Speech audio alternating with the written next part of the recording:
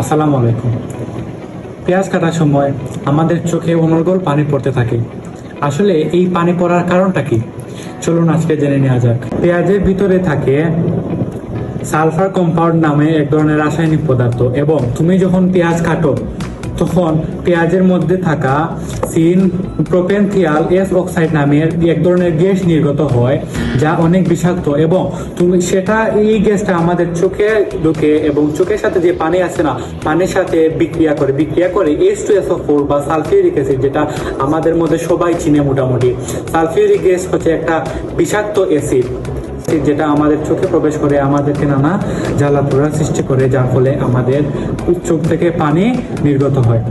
আপনারা সবাই হয়তো এটা আবার খেয়াল করবেন যে আমরা যখন রান্না করি তখন কেন সেই জ্বালাপোড়া করে না চোখের মাঝে? তার কারণ হচ্ছে আমরা যখন পেঁয়াজটা কাটি, পেঁয়াজ কাটার সময় আমাদের হাতে দুর্গন্ধ লেগে যায় এর বিভিন্ন এনজাইম থেকে, এবং আমরা যখন রান্না করি রান্নার তাপে এর এনজাইমগুলো নষ্ট হয়ে যায়, যার কারণে আমাদের চোখে আর তেমন কোনো প্রভাব পড়ে না।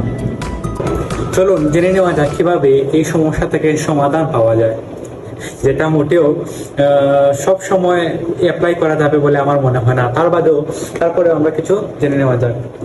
আমরা সবাই জানি এই যে পেঁয়াজের মুন্ডু যেটাকে মাথা যেটাকে বলে, এখানে সব থেকে বেশি পরিমাণ এনজাইম থাকে, যা আমাদের চোখে জ্বালাপোড়া করা বেশি। এটা আমরা যখন পেঁয়াজ কাটবো তখন প্রথমে এই জায়গাটা আমরা যদি কেটে ফেলি, তার মানে এই জায়গা এবং এই জায়গা, এই দুইটা জায়গাতে আমরা প্রথমে কেটে ফেলি, তাহলে পেঁয়াজে অনেকগুলো এনজাইম নষ্ট হয়ে যায় এবং জ্বালাপোড়া কমাতে অনেক সাহায্য করে।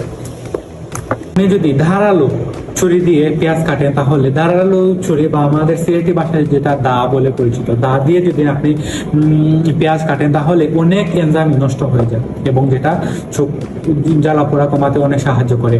এবং চতুর্থ হচ্ছে আপনি মোমবাতি জ্বালিয়ে যদি আপনি ঘরের মধ্যে পেঁয়াজ কাটেন, তাহলে সেটা আরো বেশি, যেটা মোটেও পাগলামের মতো হবে, এতগুলো না করার দরকার। বাট মোমবাতি জ্বালিয়ে যদি আপনি পেঁয়াজ কাটেন, তাহলে অনেক সময় এর তাপ আপনার এনজাইম গুলো নষ্ট করে দেয়, যার কারণে আর এই এনজাইম গুলো দ্বারা আমাদের চোখে জ্বালাপোড়া করতে পারে না।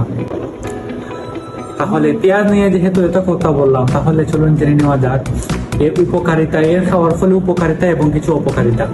আমরা যে পেঁয়াজ রান্না খেয়ে থাকি, এগুলো আসলে নিয়মিত খেয়ে থাকলে আমাদের হৃদরোগ সংক্রান্ত তথ্য, যেমন আমাদের হার্ট ভালো থাকবে এবং রক্তের কোলেস্টেরলের মাত্রা নিয়ন্ত্রণ থাকবে, এবং তদ্রূপ আমাদের